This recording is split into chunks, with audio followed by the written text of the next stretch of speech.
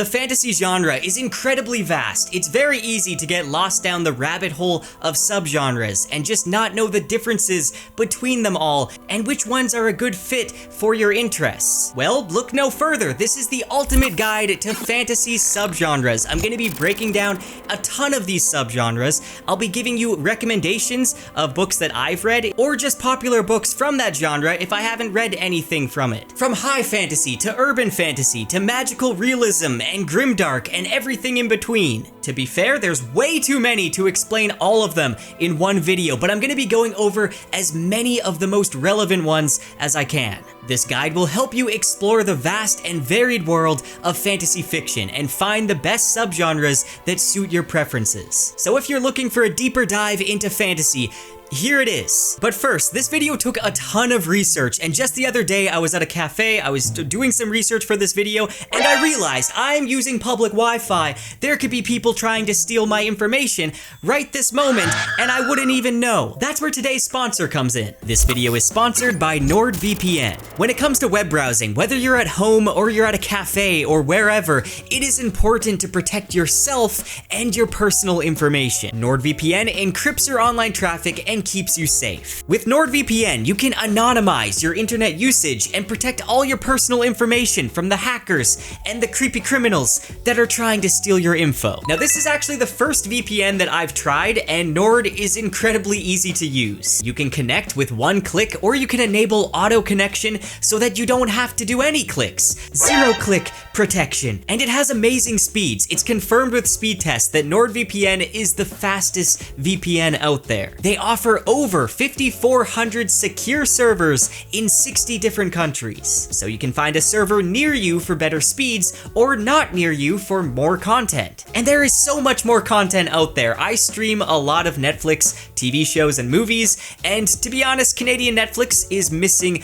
a lot of the shows that I like to watch. I've been watching a lot of One Piece, for example, and when I connected to Netflix Japan, they have like every season on there. And with NordVPN, you can connect 6 devices on all major platforms. Their threat protection blocks intrusive ads and web trackers so that you can have a much better and a much safer web experience. So not only is NordVPN a VPN, but it's also become a very powerful cybersecurity tool. Protect your information and your browsing with NordVPN today using the link in the description to get an exclusive deal. So make sure to check out the link, and this is completely risk-free. NordVPN offers a 30-day money-back guarantee. Big thank you to NordVPN for sponsoring the video. Now back to the video. Starting off with high fantasy. Now, a lot of people say that epic fantasy is just another word for high fantasy, but I disagree, and I'll get to my argument for this. The term high fantasy was coined by Lloyd Alexander in 1971 in his essay High Fantasy and Heroic Romance. High fantasy doesn't take place in the real world, but rather a secondary world. One that has its own rules, limitations, and magic system. High fantasy often have worlds that are very intricately built, and sometimes with their own flora, fauna, seasons, religion, mythos, and creation story. Because of how intricate these books are often door stoppers. A good high fantasy book completely immerses you in that world. High fantasy often explores themes of courage, heroism, the struggle between good and evil, and oftentimes it involves a quest. Some phenomenal examples of high fantasy include Tolkien's Lord of the Rings, the Earthsea Cycle by Ursula K. Le Guin, the Sword of Shannara series by Terry Brooks. Now, epic fantasy is high fantasy. It takes place in an imaginary world, but it is specifically characterized by its grand scope and large-scale conflicts. Something is of epic scale if it threatens an entire world or universe. The focus is more on the large political and social conflicts rather than the individual hero's journey. Epic fantasy novels have a multitude of storylines and a huge cast of point-of-view characters. Sometimes these stories even span generations. That's the difference. Like I said, epic and high fantasy have a ton of overlap, and that's why people always group them together, but you can have a high fantasy that only has one protagonist, where with epic fantasy, you can't have that. It needs to have a large cast of of characters. High fantasy is more focused on the hero's journey, where epic fantasy is more focused on the grand scale conflicts. These are grand, sweeping stories that span multiple books. Examples of epic fantasy include The Wheel of Time by Robert Jordan, The Stormlight Archive by Brandon Sanderson, and Malazan Book of the Fallen by Steven Erikson. Low fantasy, these are stories that are more grounded in reality. They take place in our world, but they have elements of the supernatural or magical. I made a full video talking about high fantasy versus low fantasy. Now, from all the research I've done, it does seem like there's kind of an argue between the definition of low fantasy. Some people say it just means there needs to be low magic in the story. So some people say A Song of Ice and Fire is low fantasy. However, most sources seem to say that low fantasy needs to take place on Earth. It's not about having low magic. Now, low fantasy can take place during any time frame on Earth, so it is different than urban fantasy, which I'm going to talk about next. Urban fantasy specifically takes place in a modern setting on Earth, normally a contemporary city. The stories typically involve magic or supernatural elements that exist alongside the mundane world, often hidden from the general population. Urban fantasy typically features supernatural beings and creatures living among humans. Now, some examples would include The Dresden Files by Jim Butcher, The Mortal Instruments by Cassandra Clare, and Harry Potter by J.K. Rowling. Also, I should note that paranormal fantasy often shares a bed with urban fantasy, likewise with paranormal romance.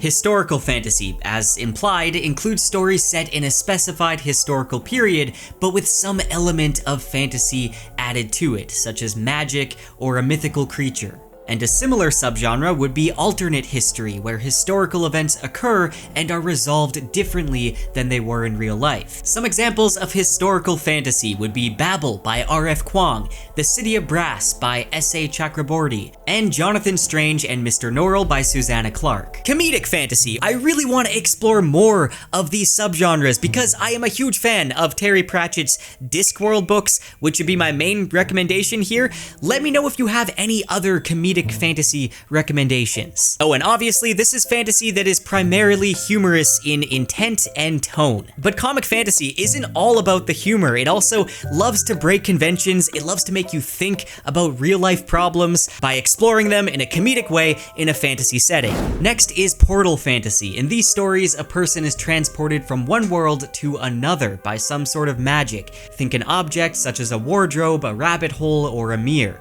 I would recommend some classics like The Chronicles of Narnia, Alice's Adventures in Wonderland, or The Chronicles of Thomas Covenant.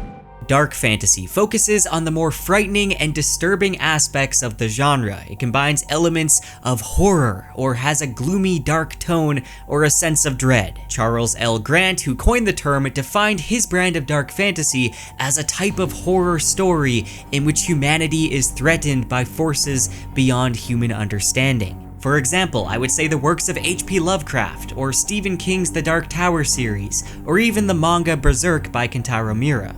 Next we have Grimdark, which is not to be mistaken with dark fantasy. There tends to be an emphasis on gritty realism in the Grimdark genre, even when set in a fantastical world. Life in this type of story is often cruel and unforgiving. Plots rarely unfold without tragedy, disaster, or bloodshed, and the world is harsh and unfair. Here the heroes may not always win, and the heroes are actually not really the best people. They often have a lot of flaws and are morally gray. Compared to traditional fantasy, this is much more mature and realistic. It speaks a lot more to the world we live in than many of the other stories under the fantasy umbrella. We know that life can be brutal and unexpected at times, and that realism translates into character development. Grimdark fiction often has characters, protagonist and antagonist, with a lot of depth. My absolute favorite example of this is Joe Abercrombie's first Law books. There's also The Lies of Locke Lamora by Scott Lynch,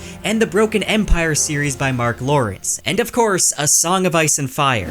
Military fantasy is normally based around a group of soldiers and their experiences during wartime. Basically, if you take the soldiering, the strategy, and tactics out of the book, you don't have a story anymore. Glenn Cook's Black Company is a perfect example. There's also the Shadow Campaigns by Django Wexler and the Powder Mage Trilogy by Brian McClellan. Now, I'd also recommend those last two for Flintlock fantasy, which is characterized by early gunpowder weapons, some magic involvement, and usually there's issues of class and social advancement. I would say the Powder Mage Trilogy is the best recommendation for this. The Wax and Wane series by Brandon Sanderson isn't your typical Flintlock fantasy, but I'm gonna recommend it anyway because it could still be labeled as so.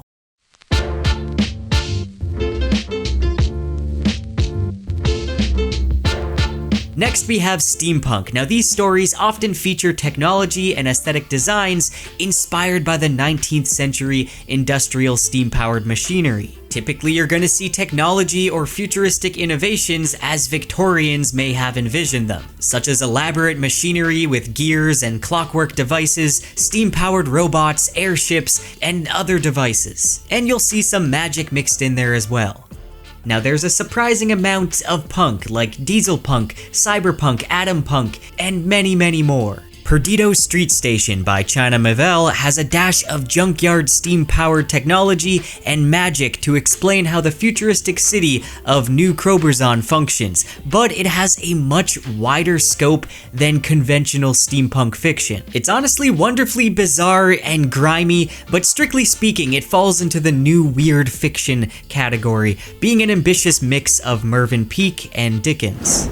Now, two common subgenres that are often lumped together are heroic fantasy and sword and sorcery. Now, heroic fantasy are action-adventure stories with one main hero. Often we'll see a supporting cast that help this hero along. And obviously, this type of fantasy is heroic in the sense that the hero's goals are moral. Frequently, the protagonist here is reluctant to be the hero, or they're of low or humble origin and they have an underdog story, or they have royal ancestors for parents but they don't know it. One of my favorite examples is Memory, Sorrow, and Thorn by Tad Williams. Then we have its more pulpy twin. Sword and Sorcery is characterized by sword-wielding heroes engaged in exciting, fast-paced, action-rich adventures. There's lots of magic, sometimes some romance, and the focus here is more on personal battles rather than world-ending danger. The settings are typically exotic, and the protagonists are often morally compromised. Examples include Fafid and the Grey Mauser by Fritz Lieber, who actually coined the term sword and sorcery. Michael Moorcock's Elric of Melniboné, which gets a high recommendation from me. And then of course Conan the Barbarian by Robert E. Howard.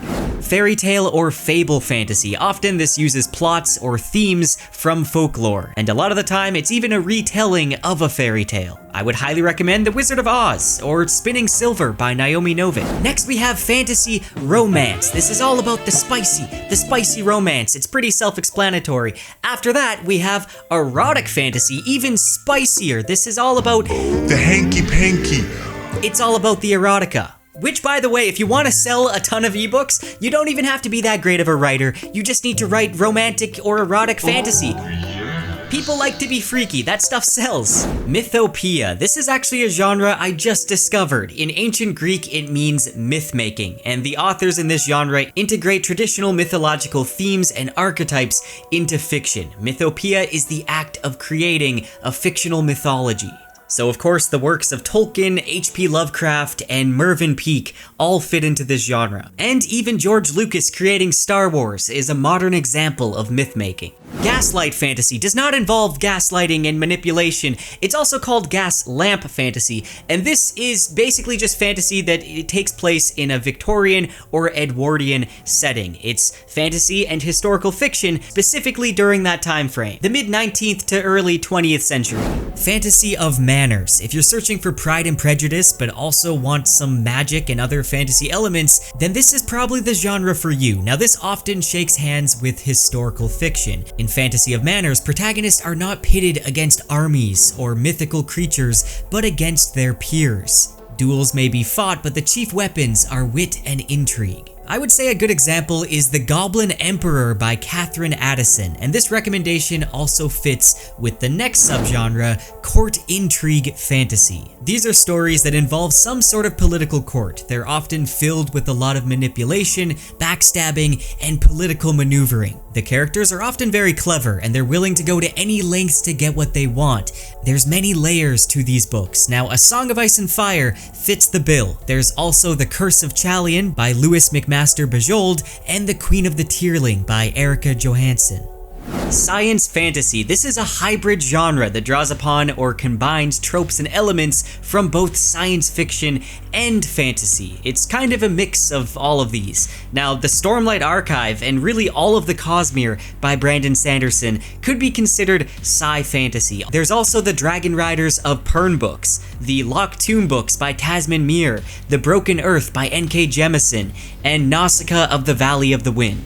Next we have dystopian fantasy, imagining a world gone wrong, and post-apocalyptic fantasy, where there was some catastrophic event that ended the world, but now it's being rebuilt, or there's some form of survivors. Recommendations for these would be The Book of the New Sun by Gene Wolfe, Jack Vance's Dying Earth series, and An Ember in the Ashes by Sabah Tahir. Coming of age fantasy. This often has a lot of overlap with high fantasy, but as the title suggests, it is a coming of age story. It's following a character as they're coming of age. That was a really bad definition. We follow the hero growing up and we get to see the world through their eyes as they struggle and all of that. Sometimes they experience their first love, their first little smooch. Anyway, some examples of coming of age. The Kingkiller Chronicle by Patrick Rothfuss is one of my favorite coming of age stories. There's also the Farseer Trilogy by Robin Hobb. And another high recommendation, the Memory, Sorrow, and Thorn series by Tad Williams. The Broken Empire by Mark Lawrence is coming of age and grimdark.